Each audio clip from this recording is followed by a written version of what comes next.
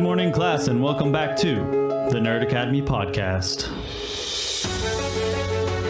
Hosted by our headmaster, Jared Bachman Stubbs. You can find all of us here at the Nerd Academy podcast on Facebook, Twitter, Instagram, YouTube, and on our website, www.thenerdacademypodcast.com. Our shows, the Nerd Academy Podcast, Knights of the Nerd Republic, and Campus Life are released weekly at 6 a.m. Eastern Standard Time wherever you listen to podcasts. And don't forget, check out our Patreon where every donation helps to keep the lights on.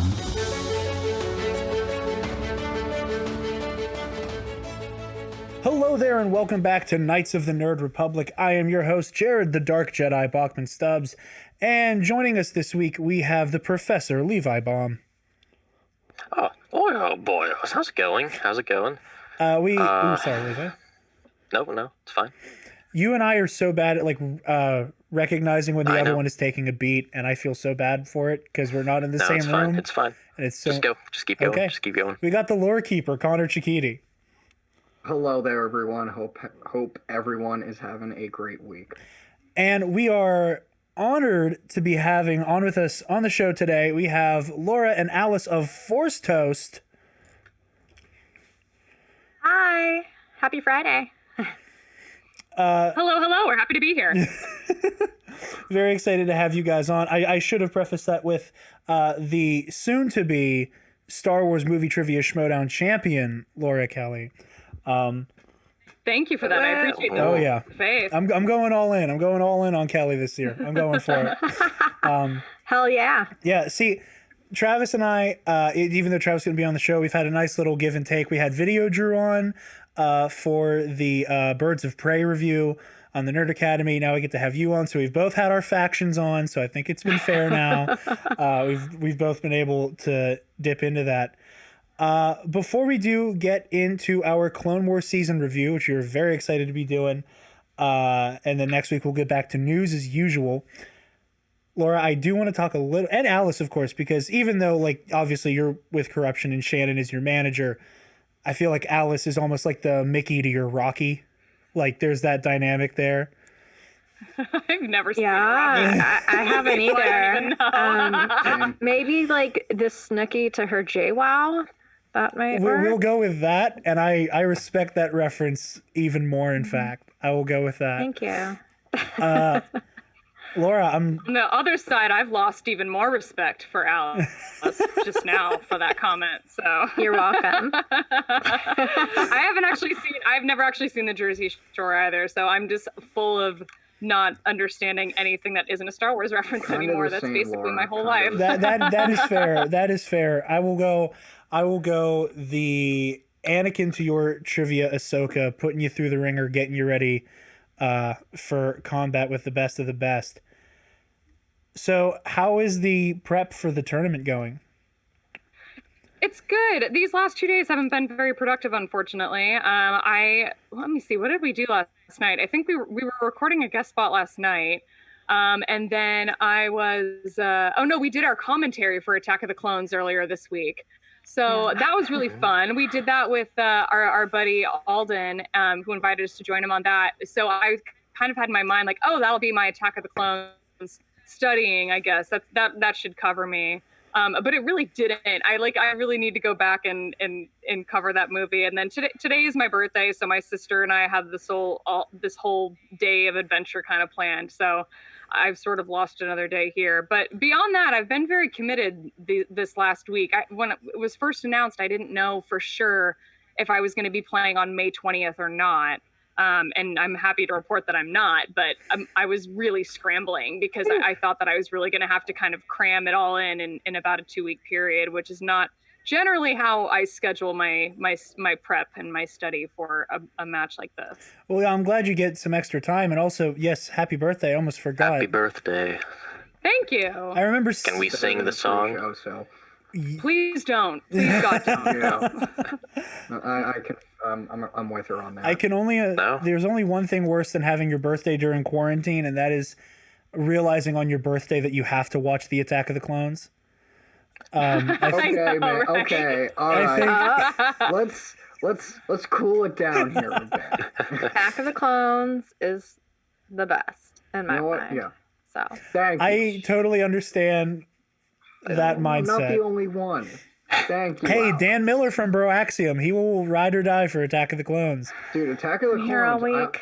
Dope Star Wars film. Hey, you guys should start a podcast defending Attack of the Clones. The same way, if we're being honest, as much as I love him, Levi belongs with the Bombad cast. Yeah, and then Like- Rogue, I think it's Rogue Fun that they just talk about Rogue One a lot. Oh, I love my. that there's a Star Wars movie specific podcast. Like that is just so Yeah. granular. Laura, I might be poking a bit of a bear. Is there anybody you're hoping to get to cross lightsabers with in the tournament? I'm curious. You know, I really hadn't given it too much thought, but I'm, for better or worse, a member of the Facebook group for the movie Trivia Schmoedown, and from what I've seen, there's a lot of demand for me to take on Ken Knapsack, which I'm sort of excited and terrified at the prospect of. So I think that'll be interesting. If that ends up coming to fruition, which I would love for that to be the case. But I think I'm a little bit worried people are sleeping on some of these new competitors. Some of the new ones that are coming in, they might surprise you. So we'll see. I think that I'm kind of thinking like Ace might end up being a little bit higher up there than maybe people are giving him credit for. But we'll see.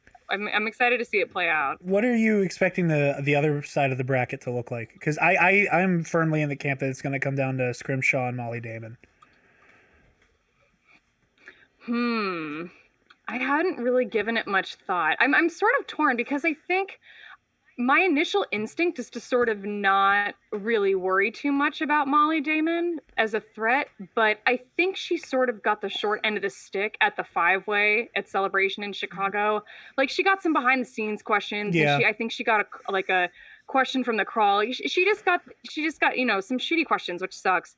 I mean, they were good questions. They were well written, but it's bad luck to end up getting, quite, like behind the scenes type of stuff, which she got stuck with. And they trip people up a lot. So I think she might be one to watch. I don't think her performance at the Chicago 5-way is anything to base her potential on. So Not at all. No, I think Scrimshaw's always been a threat. I think he'll continue to be that way too. He's come really, really close, I think, to beating Alex. So we'll see. Yeah, Molly had a really good showing at Dragon Con this year too, I believe. She was one of the alternates, right? Yeah, I think they take the top 10, I think, at Dragon Con, and their trivia is very intense and all-encompassing of the canon. So they even get into legends. Like it's not even limited to canon. They go all the way back. Like we're talking Really? We're talking Splinter of the fucking Mind's Eye shit. Like they go back.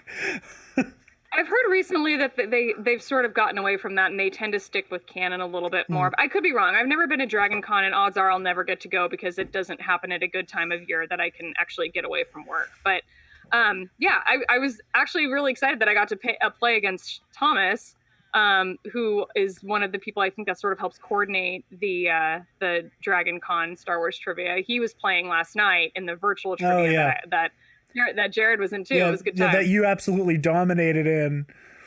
I just saw the name Kelly. I'm like, that's her. She's in the top 3. I came from behind.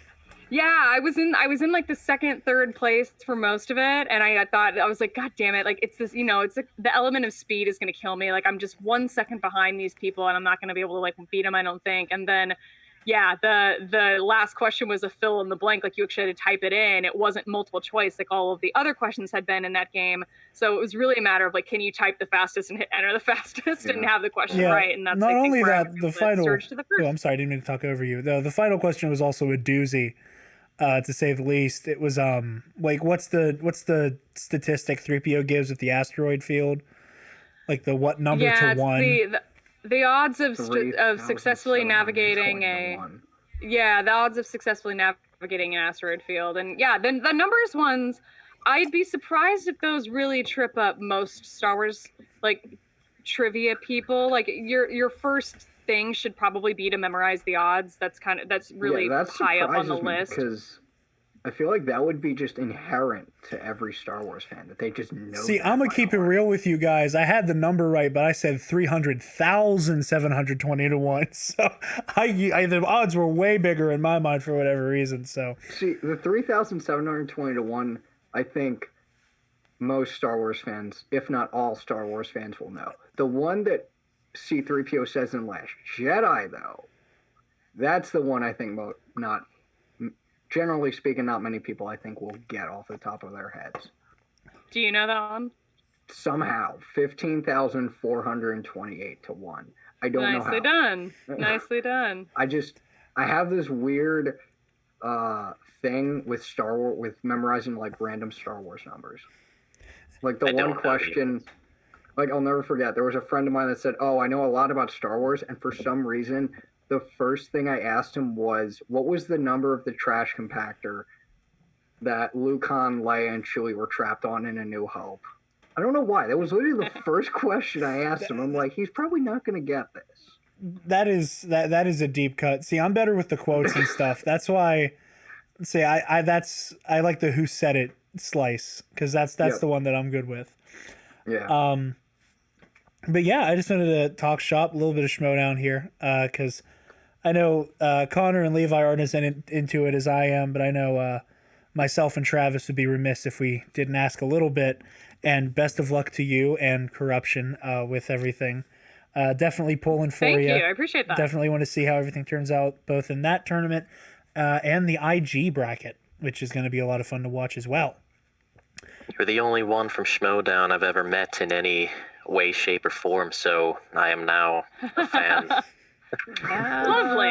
Happy to bring in more fans. Oh, it was fun because I was trying for such a long time to get some of the other people who we do all this stuff with, Joel and Spencer, who unfortunately couldn't be here tonight. Trying to get them into it, and it was like the only things that would ever stick with them were Star Wars matches and inner geekdom stuff from time to time, and like all of them being just so like pure Boy Scout type fucking, white bread schmucks that they are. You cannot imagine my shock when heat of the collision, heel Mike Kalinowski ended up being the one that finally landed with them. And he was like my player because I love an anti-hero, but I was like, this is what works for you guys? Like, you guys are the most white bread, apple pie in baseball, and you like the villain? What the fuck? Okay, whatever. But yeah, we're definitely pulling for you. But that is not the main topic for this week. We will talk all things Schmoedown once Laura has that belt on her shoulder. How we are talking Season 7 of the Clone Wars this time around. We're going to be going through a little bit of a list and way to kind of do a retrospective here and run through our thoughts. And we're just going to kind of do it as a round table like we normally do. So, Connor, I'm going to toss this to you first, and then we're just going to kind of work around the Zoom call here. Favorite episode of Season 7, sir? Yes.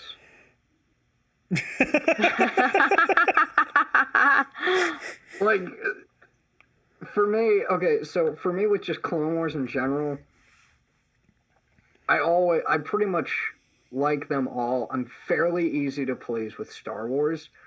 So, each episode was, solid to me up until the last episode of the Martez sister arc, which went from solid to incredibly solid, and then incredibly solid to just super amazingly solid with Mandalore. So, I don't really have a favorite episode.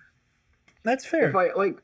If I do, it's one of the Mandalore arc episodes, so which is fair. I think that's going to be a trend. Is there's going to be a lot of nice stuff to say about Mandalore. Call me crazy. Moving right along, then, Laura, your favorite episode of Season 7? It's hard to say. I wish I could say that the finale was my favorite, but it kind of I wasn't as stoked about it, I feel like, as I should have been. At the end of it, I was like, I feel like I should have felt a lot more emotion from that, and for some reason I'm feeling a little dead inside. So that one should have stuck with me, I think. It was definitely somewhere in the last 4. One of the Mandalore episodes is definitely what did it for me, but that arc overall was my favorite. Mm-hmm. I would say maybe I would go with maybe Shattered, episode 11 of season 7. Okay. Being the favorite, but yeah, it's hard to say. I think all of that stuff with Maul and Ahsoka at the end in that fight, just like, I mean, that really did it for me. I enjoyed that so much more for whatever reason that I enjoyed the finale of the season, I think. No, that's fair. What I would definitely say with the way this season was structured is it kind of felt like the best comparison I could make would be the Deathly Hallows movies with the Harry Potter movies, where like most of Deathly Hallows Part 1 is like really like character development filled setup. And then once you hit Deathly Hallows Part 2, there's a lot of really good character beats, but it's just action, action, action, action, action, action, action. And I feel like that's kind of how the Siege of Mandalore was. I feel that's how the whole season was, quite frankly. But like the Siege of Mandalore especially, like you get a whole lot of character work in the first 2 episodes.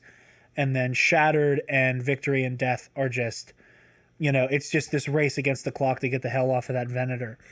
So no, that makes sense. All things considered, with your feelings Especially about the finale. With Order 66. Yeah, like that's the big emotional bomb they're waiting to drop the whole time.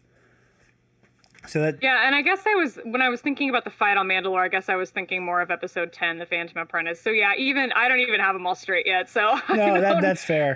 They all just blend together. It's somewhere between the two. Yeah. I mean, Order 66 was great to see in Shattered, but Phantom Apprentice I think was probably what I was leaning towards as the favorite.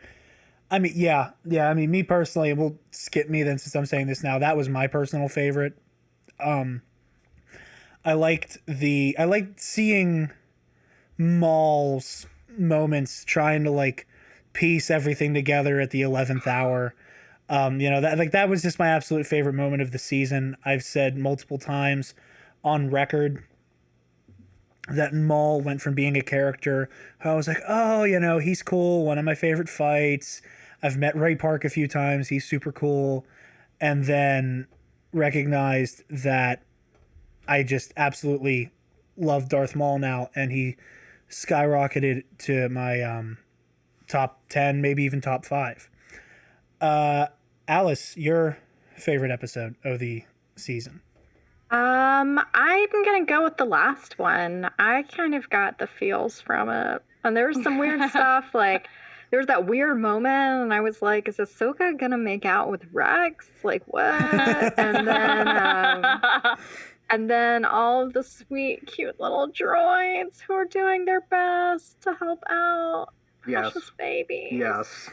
And then for some reason, I don't know why, but I was really expecting Maul to last minute like turn around and just shoot the shit out of those clone troopers who were hanging out. Like I really thought it was going to happen. So just kind of seeing how they ended up working through that. That was pretty cool. And then I definitely did not expect Vader at all to show up at the end. Same. So yeah, I'm going with that. Yeah, I was pleasantly, I didn't know what to expect as far as Vader went. I was like up in the air, and was worried they would overplay their hand with Vader. But it was such a perfect sizzle. What they did with Vader, just those brief moments, that very unspoken anguish we get with him, just having that, like we said before, that brief moment of like, did I make the right decision? Nope, can't think about it for too long because I'm going to get upset if I do, and just, turn it off and walk away. So definitely feel that. Levi, your favorite episode of the season, sir?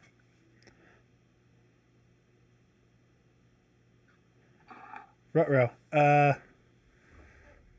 Levi, we cannot hear you, sir. Yeah. What are we doing with the Zoom meeting time? I was going to wait. Decreasing steadily. I was going to wait until you were done talking about the episode, then I was going to start a new one because I have no idea why that's happening. Hey, I wish you would have told me so that I didn't call you out. Yeah, you're good. What's the episode Because unlike most Star Wars fans, I don't know numbers.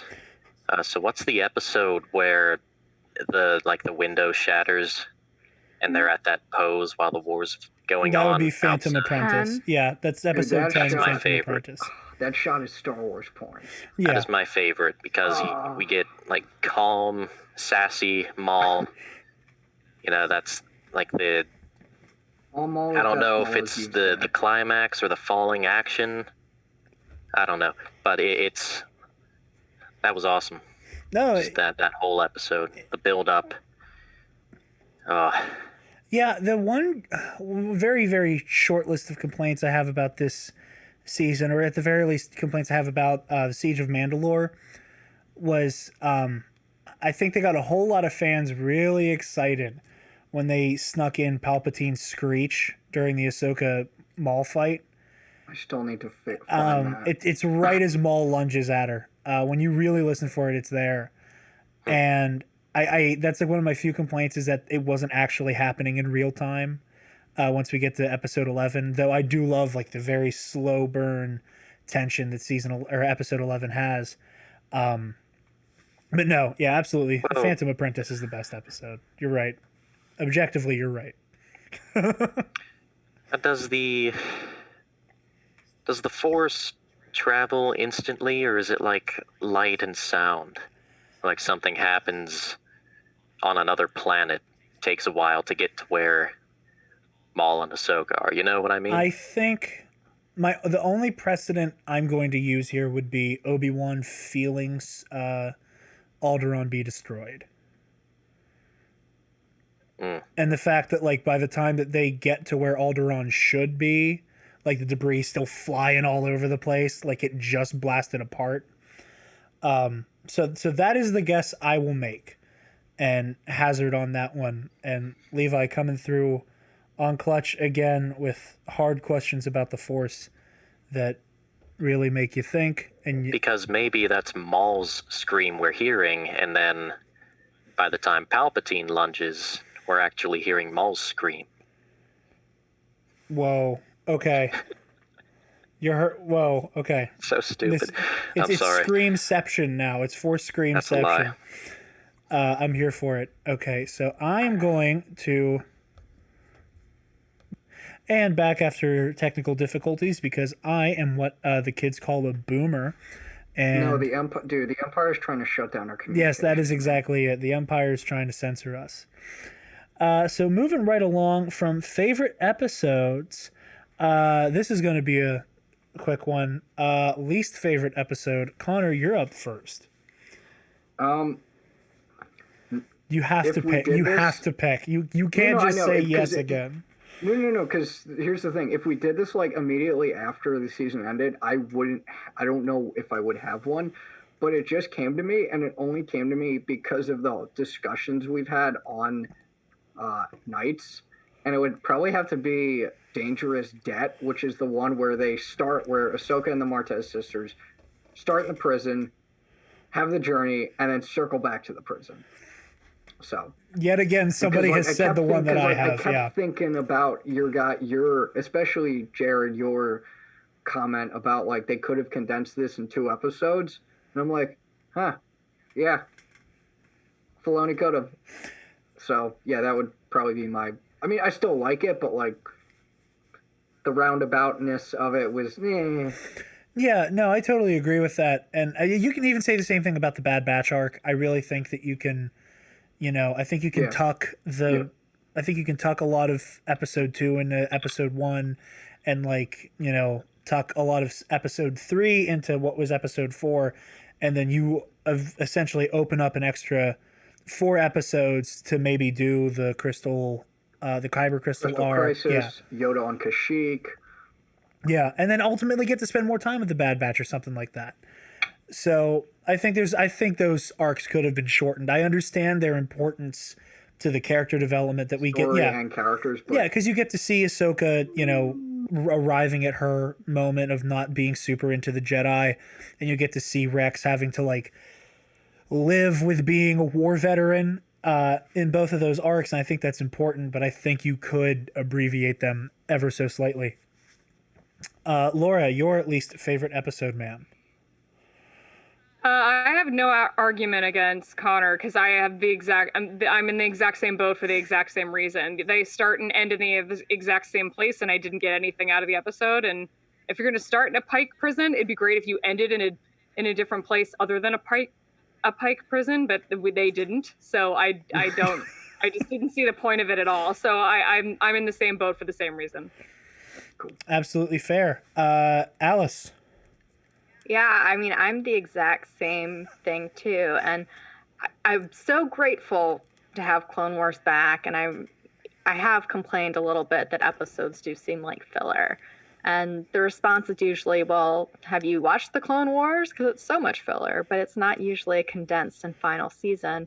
So I definitely think the first 2 arcs could have been 3 episodes, and I really would have liked to have seen more Obi-Wan and Anakin than what we got. So if somehow that could have been worked in instead, and I would have really loved that. But we got what we got, and, that's fine.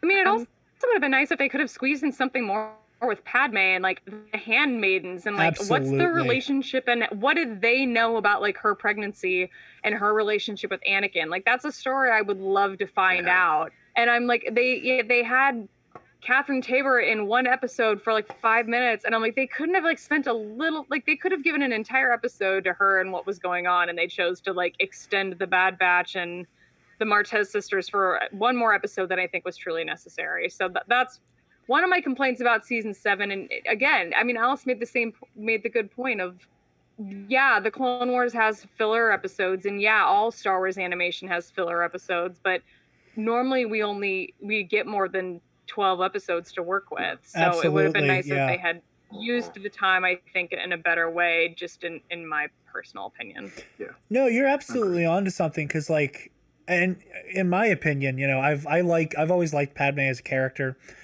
Clone Wars made me like her a lot more, and then Queen's Shadow, absolutely, like, oh my god, like I'm a Padme stan now. Get me my handmaiden outfit already, but I absolutely agree with you. And like I said, the Crystal Crisis, and Alyce, you and I get our Obi-Wan Anakin time that we wanted more of.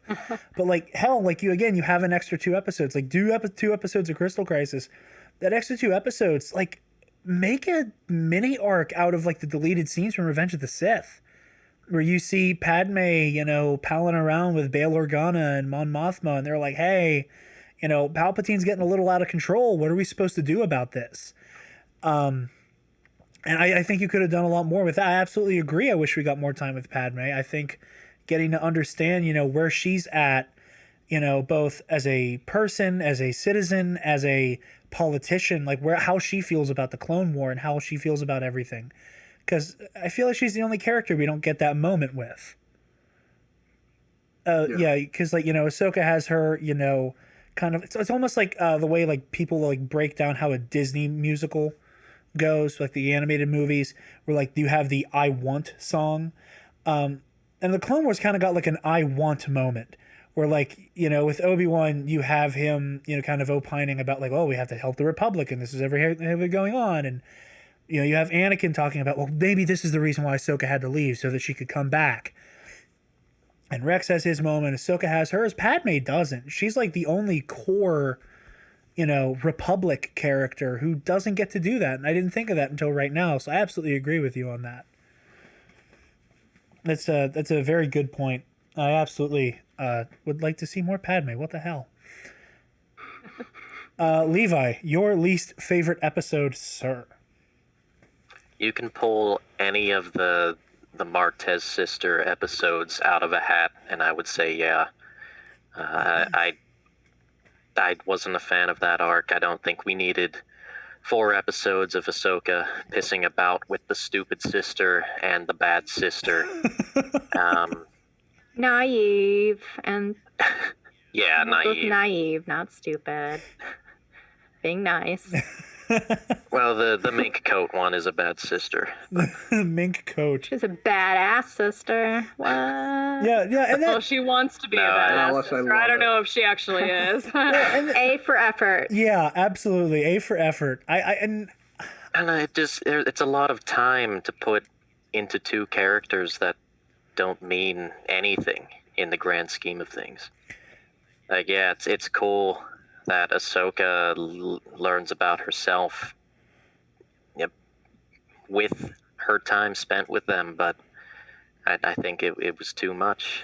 I mean, I think part of the motivation for maybe the creators would have been to have, add a little bit of representation for, Latino, Latinx people. And I think that was a great move. I don't think it was executed as well, because I think most people walked away from the Martez sisters arc just being annoyed that it happened and being annoyed that they existed at all. And I'm like, if you want to bring in more representation into Star Wars, I'm all for that, but execute it on the same level that you do with all of your white characters. I mean, that would be, I think, the ideal. So, I mean, I think that's my complaint. Yeah. I think that they tried in that aspect. So at least they tried to bring some sort of, representation to the table when it came to this season, and good for them for trying. But I just wish that at the end of the day, it would have been executed better. Yeah, they should do that at a time when, like, you can properly flesh out the characters and make them likable, make them truly something that'll stick around. Because, like, after season 7, I don't really think anybody would cry or lose any sleep if we don't see the Martez sisters again. Well, they actually would have been a great set to start off a series with. That's what I said before. We get whiny little boys. Yeah, we get whiny little boys to start off everything. We get Kaz and Ezra and just like, and young Anakin and Luke. Yeah, whiny little boys. So they actually would be a great kind of starter set, I guess, if they had their own show, or if they were somehow involved in a new show to some degree. I think they would have fit in much better and been more well received in that sort of absolutely sense. When it comes to like bringing in characters that are only going to be temporary, and the story is short-lived, the characters aren't going to be around for very long, we have to make them interesting and likable and make people want to watch this. They did a pretty good job with the Bad Batch. Those were interesting characters that were all unique, that all brought something cool to the table.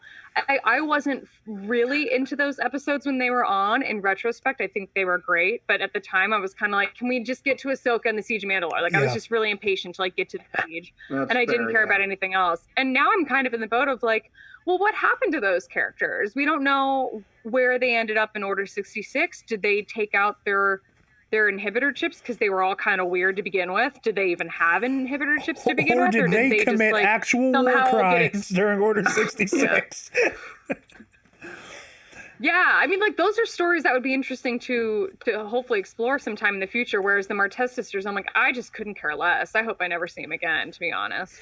Yeah, and I remember, like, they were a nice mechanism to see that side of the galaxy, but just being put into season 7, I think, was much of a mistake. Yeah, I like them. Especially, as Laura has said, with only 12 episodes. Yeah. To work with. If it was a regular 22 episode season, I could see it. But yeah, 12.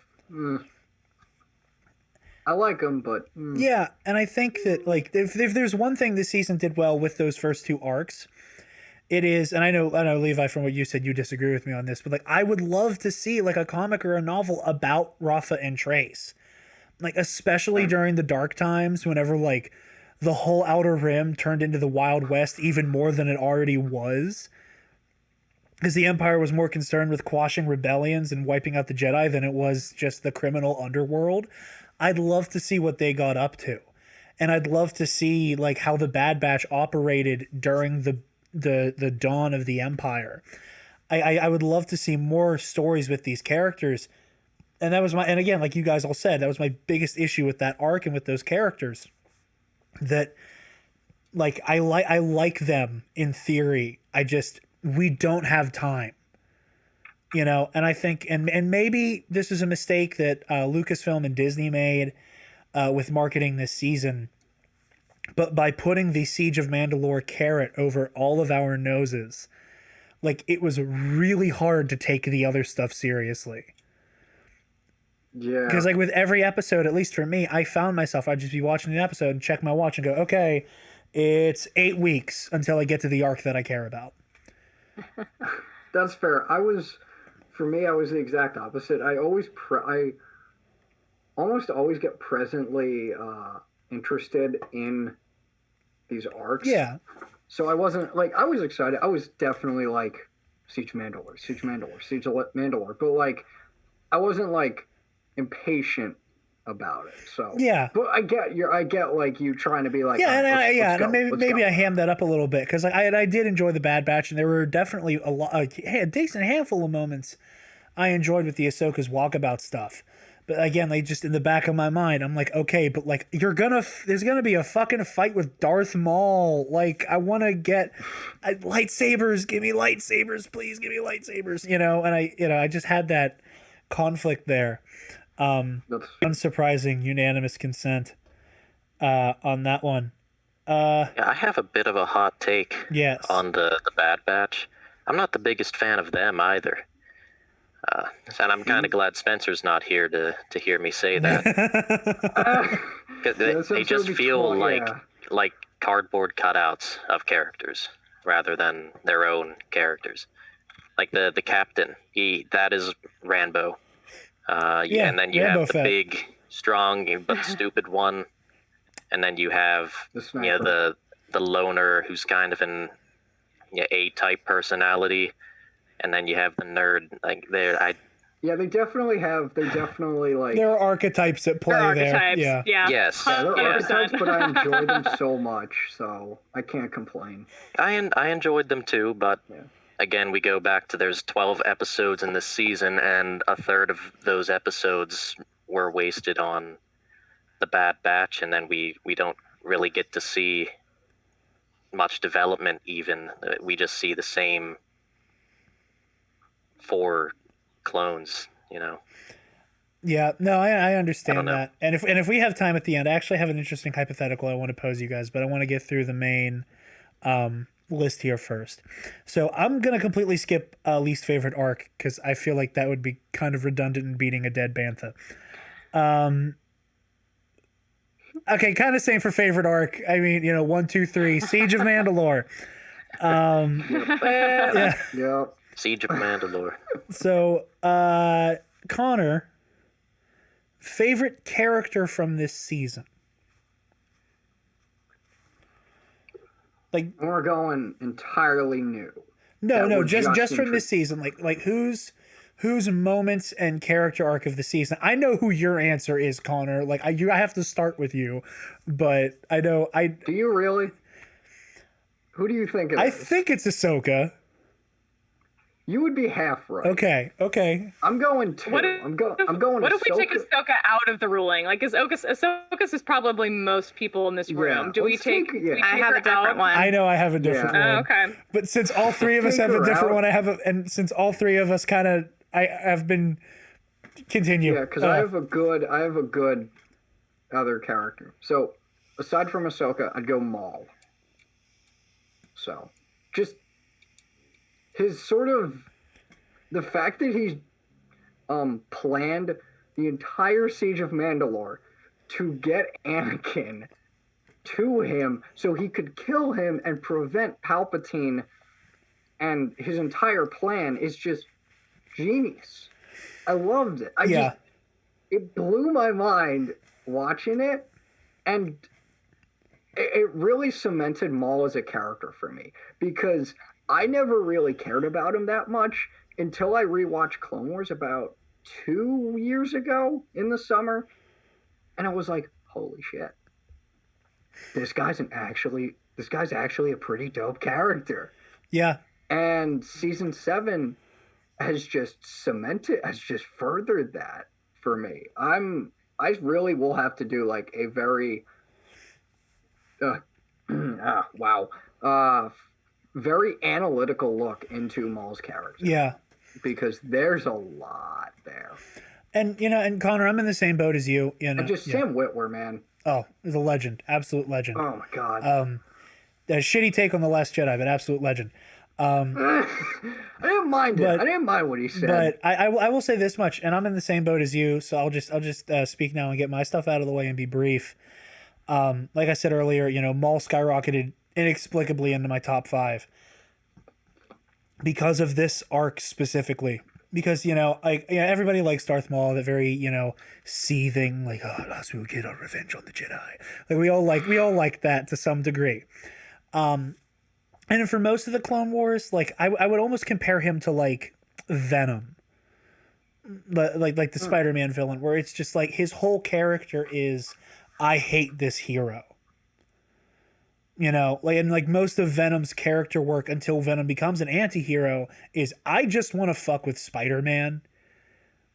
And then you just get to see all the horrible things Venom's willing to do that. You kind of get that with Darth Maul and Obi-Wan. And that's fun, and it's a lot of fun, but like Maul just becomes this amazing foil for Kenobi, and then by the end of season 5, it's like, well, he's been taken off the board by Sidious, and this isn't quite as entertaining as one would have hoped for.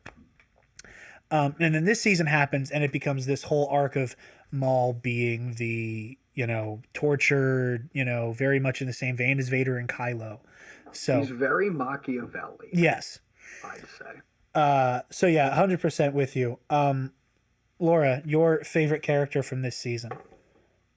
I think if we're not going to take Ahsoka off the table, then I'm just going to go straight forward Ahsoka. But I wanted to comment on Maul because I've heard, of all people, Freddie Prinze Jr. talk a lot about the character of Maul in these sort of very like wonderfully analytical in a colorful language type of way.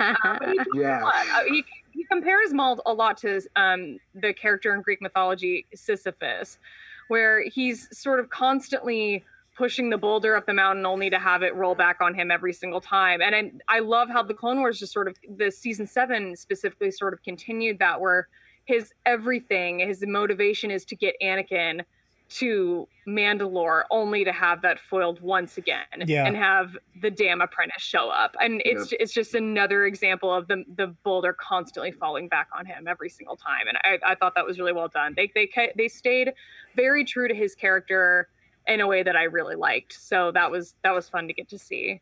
But I'm gonna go all in on Ahsoka, because the Ashley Eckstein performance this season was so elevated for me for some reason. Definitely. I mean, it was very much and I'm saying this as someone who's always always had a much bigger appreciation for Star Wars Rebels than I have the Clone Wars historically, and I just prefer the animation for whatever reason, and I like the story better. And I love the grown-up Ahsoka that we get in that show. Absolutely. And the role that she played. And this was so much closer. Yeah, this was so much closer, I think, at least in the voice performance, to that version of Ahsoka than the seasons 1 through 5 Ahsoka that we got. And I just had so much more appreciation for the character. I also absolutely loved the character design for the Siege of Mandalore. Wasn't fully on board for the weird jumpsuit that she was wearing, and it was just another thing I didn't like about the Martez sisters arc. I hated Ahsoka's outfit. But I loved her look. I loved the voice performance. I loved where they took the story. I love that it's a little bit different than what we got in the Ahsoka novel. Yeah. I kind of like that. The whole thing was predictable. Really minor things that they changed. It's really close. Yeah. But I'm glad that they didn't follow it to a T. I'm glad that they put their own little spin on it. I'm glad we got to see the little Vader cameo at the end. So I'll go full in on Ahsoka for a favorite character for season 7 of the Clone Wars. Absolutely. Hell yeah. I'm totally here for that. Just the more Ahsoka, the merrier. She's just one of those characters who just, I don't want to say that she's not a deep character with a lot of deep things going on, because obviously she is, but in a way, there's not as much baggage with her that you need to take into consideration.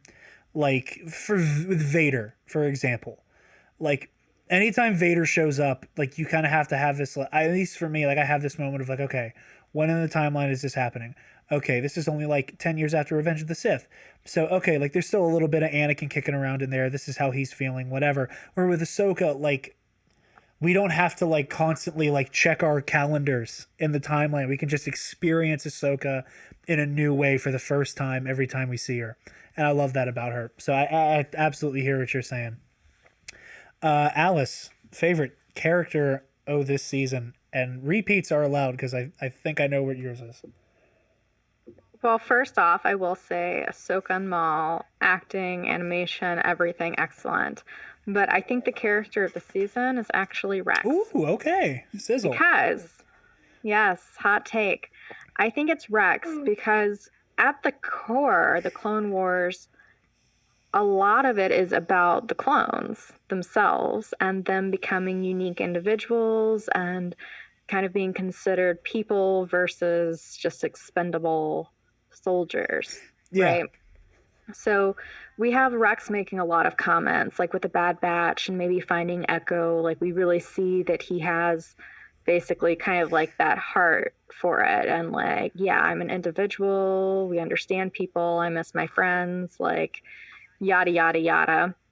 And then when we get to the siege and Order 66, well, first the siege, I mean, he just jumps in, no matter what. Yeah. And he knows that, Maul is very dangerous, but, he's there to help no matter what.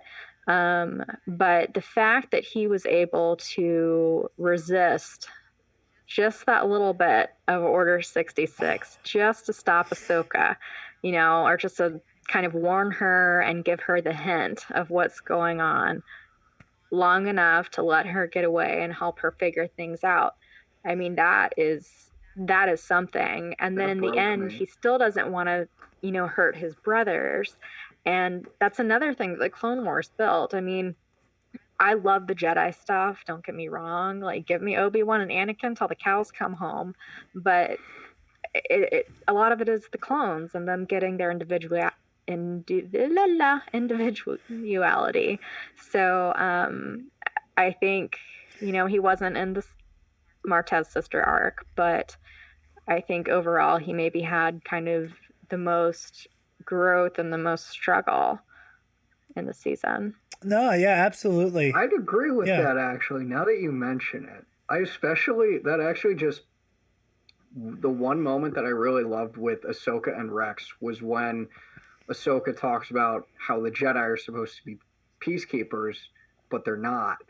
And then Rex sort of redefines that and says, without this war, we wouldn't exist. It kind of gives us this purpose, albeit a very violent one.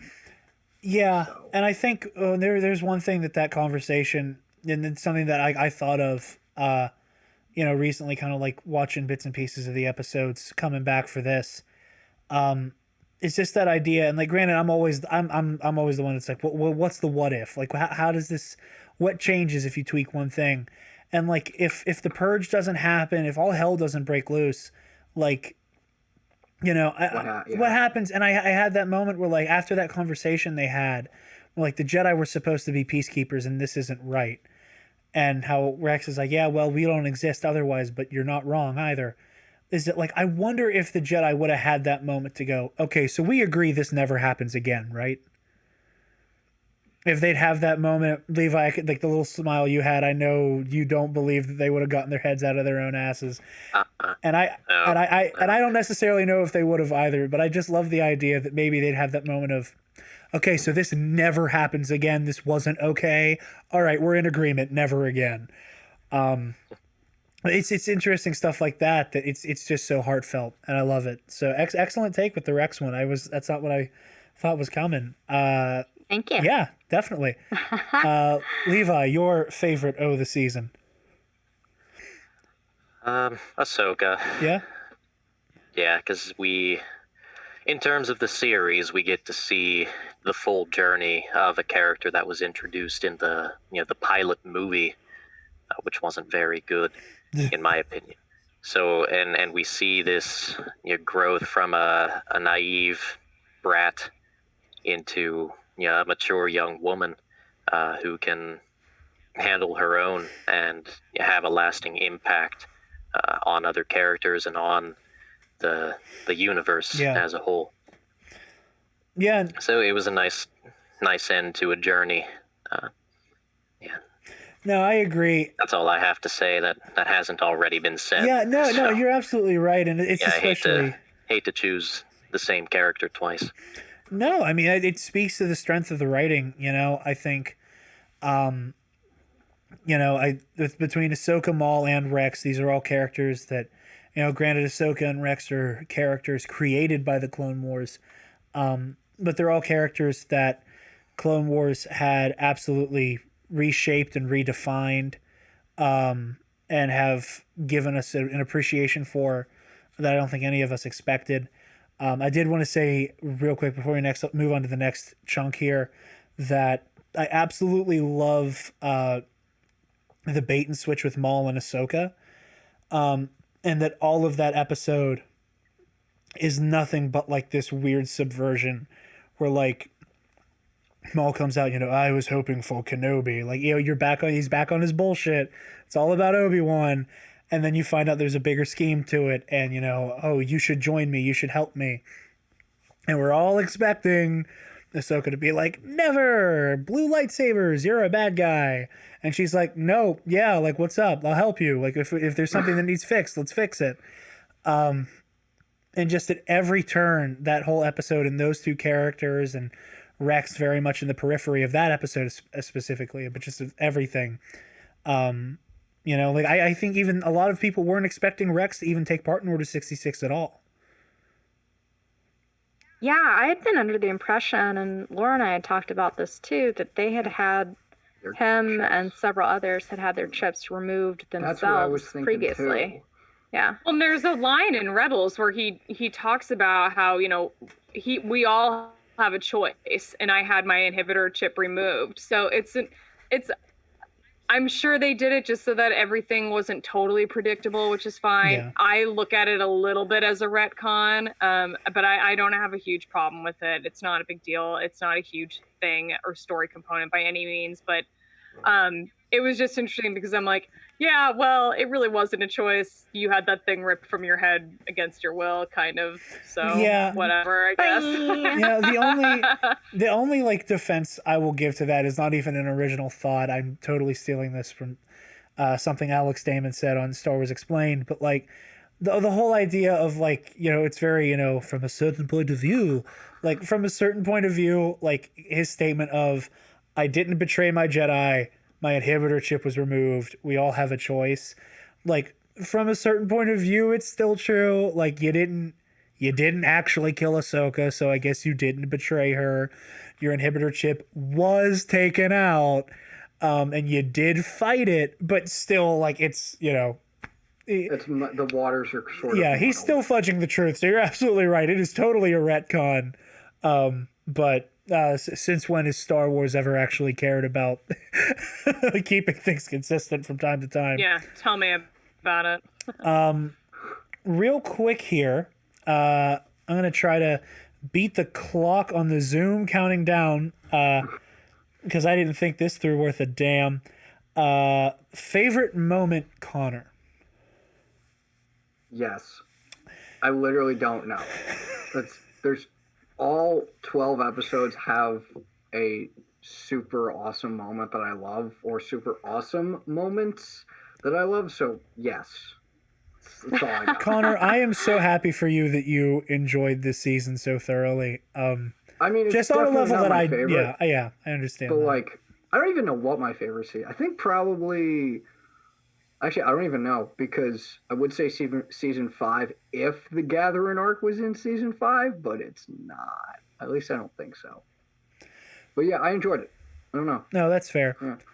No, like I said, I just love how like everything's yes, I liked it all. Very easy to police with Star Wars. That's the best way to be. That's how you don't go crazy with the Space Wizards. Laura, your favorite moment of the season? My favorite moment has to be the scene that includes the goodbye, basically, between Ahsoka and Obi-Wan and Anakin.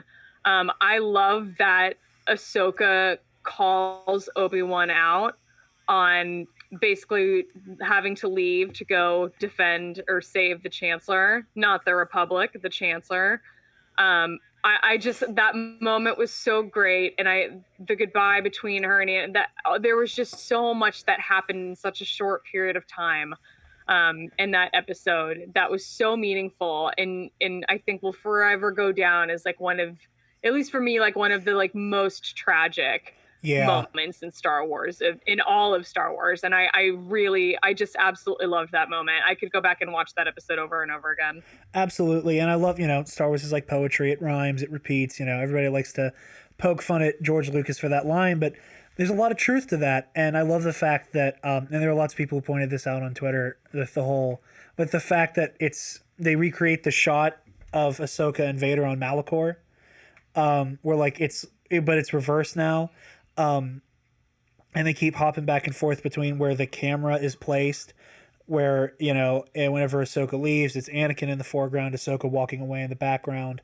In the Twilight of the Apprentice, it's Ahsoka in the foreground, Vader in the background, and then now it's back to Anakin's in the foreground and whatever, or in the back, or in the foreground, and then Ahsoka in the background, and then it's just this repeating of the shots to just show that these characters are going to be ripped apart because of circumstance. And and I, like you said, I love Ahsoka calling him out because Obi-Wan, them going back to Coruscant, of course not knowing who Palpatine is, going back to save Palpatine's life isn't inherently bad. It's the fact that like Obi-Wan isn't telling it like it is. And it's kind of the inherent dishonesty there. We're like, no, you're going back for him. And yes, that's a life that needs saved. And yes, he's a head of state. And yes, this is all important. But you're full of shit saying it's for the Republic. And the fallacy there. Yeah, at the same time, I feel for him in that moment, though, like I get it. And I can't say that if I was in the same position that I would do anything differently. So I feel for him a lot in that moment, too. It was just a great character moment for everyone involved. So, yeah, overall solid as hell. Completely agree. We are going to restart this Zoom call one last time. The gosh darn Empire, man. All right. Trying to get us. There we go. Okay, cool. So the last OK Boomer of the night is out of the way. And we can get on with our thoughts here. Alyce, favorite moment of the season? Oh, man. I'm going to pick two just because I can. Okay. Because I do what I want. And the moment of the glass shattering, I think everyone can agree that looks badass AF. And then the other moment was just the very end with Vader showing up. I did not see that coming at all. And it was pleasant to see. And I think it really... I'm excited to rewatch Twilight of the Apprentice and Rebels. I think it'll just hit even harder in a good but sad way. Yeah, yeah. It's not like we need those scenes to hurt even more, but now they will. I loved the framing of that final shot so much. Yeah, the reflection of Vader walking away in the clone trooper visor is conveys so much with so little. Absolutely. Levi, favorite moment of the season? The throne room scene. Yeah, just it's good. Maul's sassy, but calm at the same time. And then like Alyce just said, the glass shattering, just beautiful shot. And the tension, all the tension in that scene, and it boils to a head, and then they inevitably fight. That whole fight, so everything that happened in the throne room, that is my favorite scene. Absolutely, and luckily I'm next because I can just hop on that and say me the hell too. The choreography is so good. Ray Park's mocap is, it is too good to describe in PG rated terms. It makes me feel things, and I love it. The whole fight is amazing. The framing of it, like I said earlier, just that bait and switch of never expecting Ahsoka to want to go along with whatever Maul has cooked up. Maul doing his whole, I know what's going on and you don't get it, all of that monologuing, and all the way concluding with his capture. And seeing that moment where I think for the first time Maul is honest with himself and recognizes that this is all pointless, and in a very in an unfortunate way, there's a more healthy way to recognize you're on the wrong side of history than to start asking for people to shoot you. But that's the decision he makes, and it's just a really you just feel so much, immediately followed up by Vader. We talked before, again, with that metaphor that I've seen a lot of people throw around, that those blue lightsabers, as far as Vader is concerned, are like the last pieces of Anakin Skywalker that exist, with the whole "I made them better" thing. Yep. And seeing Vader by the end of the series even holding that piece of Anakin in his hands, and then just, okay, well, this is here, and it would probably be wise if I took this with me. And not knowing what happens with it. We don't know if it was destroyed or if he kept it or what happened. Or if he repurposed it. Yep, he just kept it right there. Took it with him. Incredibly amazing and haunting scene. I am going to toss to Alyce, since I know you have a bit of a timetable on your hands. I don't want to keep you waiting for too long. So you get to kick off the final thoughts and the grade. We do a letter grade. Oh, gee. I'm not really into ranking and grading things. That is perfectly fine. So you don't have to that if you don't want to. It's not for me. Final thoughts. That's I'm fine. glad to have it back. The animation was beautiful. I wish I would have had more Anakin and Obi-Wan. And yeah, I mean, I'm like such a Maul stan now too. Yeah. So yeah, I mean, I'm glad that we got it rounded out for sure. Absolutely. Laura, final thoughts on this amazing season? I thought it was fantastic. It was definitely the season of the Clone Wars that I think I enjoyed the most. I don't think it has, like, my favorite arc in all of the Clone Wars is the Mortis trilogy. I just don't think it gets any better than that. So that's sort of the A+ criteria for me. Which is fair. I think in terms of an overall grade, I would go with like somewhere between like an A- and a B+, just because the Martez sisters takes it down. The Siege of Mandalore makes it nearly perfect, but there are components of the season I just can't get on board with, which is unfortunate. I think the production design of this season and the animation was so top notch, and you can tell they put so much love and time and money into it, and I love that they did that so much. Even the Martez sister arc, it's really hard to take your eyes off of the level 13 components. That just the background of everything that's happening is really, really hard to avert your eyes from, because it's all really, really cool to see. I would just wish they would have put a little bit more time into some of the story components in that arc in particular. So I'll go A- for the season as a whole. Excellent. Connor, grade and final thoughts, obviously. Final thoughts, really solid. Grade, I'd probably go B+. It's no Fallen Order, but it was still pretty solid, and I know I had to say it. Yeah, I was waiting for those words to come out of your mouth for an episode. I was surprised. Yeah, and it's definitely not my favorite season, I think, because of the shorter time span. Yeah. But it was pretty good. It was a pretty good conclusion to Clone Wars. I'd say really good. And a friend of mine pointed out, and it made me horrible inside because of what he said. He said that he found the conclusion of the last episode of just the whole entire series satisfying, because it made him feel hollow and unsatisfied in the end because of what happens. Yeah. And because of what happened. And I'm like, wow, way to just rip my heart out even more. No, yeah, there's something very apropos about that. Absolutely agreed. Levi, final thoughts on the season. A good ending doesn't have to be a happy ending. And I think Filoni and everyone working on it understood that. And it sort of had to be that way because of what it tied into. I cannot justify giving it an A just because of, like, I think there was too much time wasted on components that we didn't need fleshed out. And then, yeah, certain episodes were just kind of short anyway. But yeah, it looked great. It sounded amazing. I will give it a B or a B plus. Awesome. Yeah. Yeah, I think I'm in a similar boat to a lot of you guys. I'm definitely sitting on a B plus. I think they could have utilized their time a little bit better.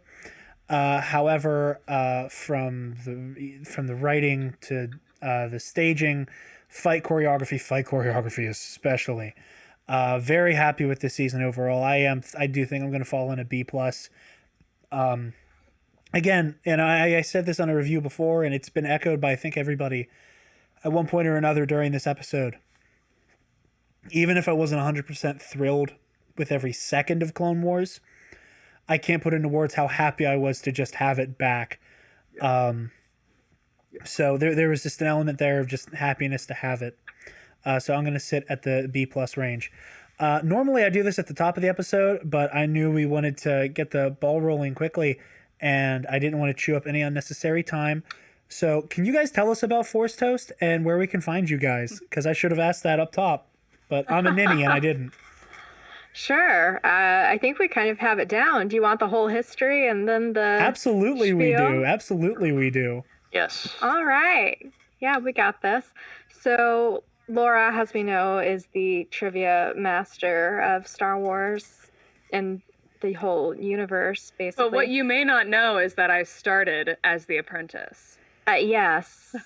Yes, I was once the master, and I defeated Laura several times in Chicago trivia. And we met one night. I'd go around playing by myself, and Laura was doing the same thing, but she actually had friends who were nice enough to be moral support. And I didn't have any friends who would do that for me. Lame. I know. So I was just playing by myself. And afterwards, the trivia master, we both met him independently at different bars. I mean, I don't know how many you went to, Laura, but I went to at least five, maybe six trivia season. Yeah, probably not as many as, I probably didn't go to that many, but I'd been to a few, definitely. Yeah, and we had crossed paths before and didn't know it. I kind of knew it because I saw her post on a Facebook thing like, is there going to be books and legends in there?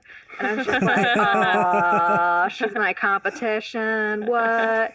Very intelligent move there, like poking the bear. Just to, like that is like the most like alpha move ever, to just be like, I just want to know if I should like also take into consideration the stuff that doesn't even count anymore. That's to smoke you fucking casuals. I know how to strategize. We know you know. Yeah, there's a method to all of this madness for sure. But yeah, after that last trivia, it was the week after The Last Jedi, and the trivia master introduced us because we'd met him on separate occasions. He's like, you guys are going to be friends. And one of the first things we did is we used our winnings to drink beer and just kind of talk Star Wars. And one of the first things we did was just exchange what podcasts we listened to. Because I mean, there's so many, of course. Yeah.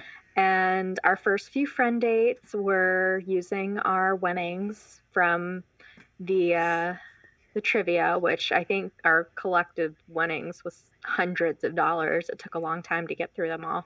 And yeah, eventually I kind of planted the seed for podcasts, and Laura bit eventually. It took some time to convince me. I was not on board at first. I was like, there's too many Star Wars podcasts. I don't want to contribute to the noise. The noise? Egads. Another Star Wars podcast? At least your guys' is hosted by women. This is just a bunch of white guys. We got nothing else. Yeah.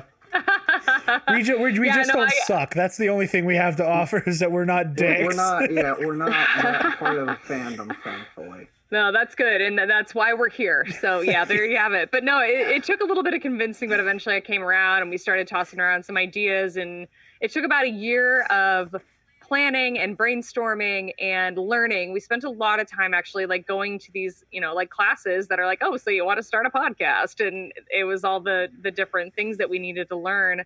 And we learned a lot from our sort of fellow content creators, which was really great. As soon as we launched, or even before we launched, we had people reaching out being like, hey, do you want to come be guests on our show? You can promote your show and, build your audience, blah, blah, blah. Like, people were so generous and so nice, and it helped out a lot. So this has been a community that's been really fun for us. But the gist of our show is that we drink wine and talk about Star Wars. And so, we're often talking about what's in the news, what rumors are circulating. We talk about everything from the movies to some of the comics, not all. We don't read all of them. We just read a few, here and there. Yeah. We're really into the books, so we often do recaps and things on whatever books we're reading. And then obviously Star Wars trivia was sort of part of the, the genesis of our friendship. So it's very much ingrained in our show too. So we quiz each other in every episode as well. Also, we're explicit content. So unless you're a cool parent, you might not want to have kids in the car with you. Yeah. Well, I can say as a frequent listener, you guys do really good work. I've said before on Twitter, and I will say again, in front of a hot mic on my own show, you guys probably have like one of the freshest shows out there. Like there's just something about your guys' chemistry and the formatting that just it feels different from a lot of the noise. So absolute honor to have you guys on, both as a colleague and as a fan and as a Schmoedown fan. Getting to have you on, Laura, in particular, both of you guys, obviously, but the Schmoedown fan in me is like, oh, fuck yeah, this is a great get. Yeah, thank you so much. That's so nice to hear. We work really hard. You guys, we really do, shows. So thank you. It truly shows. You guys do a great job. I think your Rise of Skywalker review is probably my favorite one. Of the clusterfuck that I listen to, that you have to, that your guys is probably my favorite. Before I let you guys go and before I have everybody plug their pluggables, Alyce, is there any chance you ever get into the Schmoedown? I've retired. I don't have it in me anymore. I don't have the fight. That is a necessary component. I'll say that. Yeah, I kind of thought that mine had. I sort of thought a little bit that mine had maybe faded because I needed a really, really long break after that match against Damon, and I took it, and I took a huge break from Schmoedown from all content for a really long time, and I really appreciated that time. But yeah, it's one of those things that you really got to have the fire to like commit and to fight it. It's a hard fight to fight. Well, I'm sure if there was a teams tournament, if somehow that happened, I don't know how it would work, but if there was a teams tournament, I would be all in. Oh my God, Star Wars teams would be so high scoring. That would be terrifying to watch. And I will say this much, it shows, and I think that I like the way that they're doing the Star Wars and the Inner Geekdom now with all the new era stuff, especially. Because I think that for the people who compete in Star Wars, especially since for the most part Star Wars people only got maybe like 3 to 4 matches a year, 3 to 4 matches a season. It wasn't, it's not like singles or teams or even IG where like it's constantly going. So it doesn't surprise me that like you haven't like built up that kind of like, I don't even want to say tolerance, but like you weren't forced into that situation as often as the people who are always in those number one contender spots are. But I'm absolutely pulling for you. I know you got this, make corruption proud. I know it. Where can the lovely people find you lovely ladies? Well, I am at @shutup_Laura on Twitter and on Instagram, though I'm much more active on Twitter. And Alyce is at Slaya All Day on Twitter, and our show is at ForceToast Pod. So those are the best places to find us and listen to us. We do a little bit of writing on our website, which is ForceToastPod.com. And yeah, check out our podcast, Force Toast, a Star Wars happy hour. You can find it anywhere you can find podcasts. We're out virtually all platforms. Absolutely. Thank you guys again. so much. Honor to have you on. Seriously, it was wizard to have you both on. Yeah. Oh, Thank you for having us. This was great. my We God. appreciate yeah, it. thank you. Yes, totally. We would love to have you on again. Agreed. Awesome. Connor. I mean, oh, I I'm think sorry, Alice. most of us have plenty of time, except Laura has to study. So. Oh yes. Yeah. Like I said, I'm not going to bug you guys until after you get that belt, and then we're going to have you back on so we can do our little corruption victory lap. Much appreciated. Yeah. And yeah, nice, solid shirt choice tonight. I I like it. had to. Boom. I had to. Boom. Connor, where can the lovely people find you, sir? The lovely people can find me on Twitter at DepaBanana. They can find me on Instagram at ConmanJFO, and then they can find me on Facebook, admin at the Alliance of Star Wars Fanatics, a Star Wars Facebook group where our main mission and philosophy is just to discuss Star Wars in a positive, constructive, and respectful light. The very antithesis of how the Star Wars fandom Of Star Wars Twitter. generally works. Whoa. Yeah. I'm in that Facebook group. I didn't know that you were an admin of that group. That's awesome. Yep, I'm Wow. pretty active. The Small team there, world. we're a really solid team there. I like Nice. it. That's great. Levi, where can the lovely people find you, friend? The lovely people must be pretty forgetful if you have to ask me this question every episode. Listen, that's what you're supposed to plug the pluggables. That's what you're supposed to do. They can find me at Twitter, at all lowercases Levi_bomb, because I didn't know how to make a tag or whatever, and I ended up just putting my name. So you can find me there. I'm on Facebook, but not really, because I never actually look on Facebook. So That's probably wise. That's probably smart. it's wise if I don't look on Twitter either. It's very But I do wise that. if you At don't least look on Twitter's slightly more funny. That's the one thing. I don't know. You guys can find me on Twitter and Instagram at DarkJedi2552. You can find the Nerd Academy podcast on Twitter, Instagram, Facebook, YouTube. You can check out our website, www.thenerdacademypodcast.com, where, while you're there, if you're feeling generous, you can donate a couple credits and help us keep the lights on around these parts. The Empire's coming after us hard. Yeah, man. those taxations, we might have to start selling death sticks soon. We might. You know what? I'm cool with that. I know of someone that sells them in the district. We already made this joke. I know. Well, we're don't coming care. back to. Okay, spice. We'll start selling spice. Oh, I Spice. definitely know Okay. somebody that. Yeah. We'll start loaning Mike out to do bounty hunting jobs too. Well, while you're quarantining at home, you can rethink your life. Yeah, exactly. You're absolutely right. We can rethink our Boom. lives. There we go. It's right there. How to do it. Sorry. Again, another huge thank you to Alyce and Laura. If you're not listening to Force Toast, what the hell is wrong with you? Go listen. It is a wonderful show. And be sure you're all cheering Laura on through the Star Wars Movie Trivia Schmoedown tournament. Thank you all for listening, and may the Force be with you always.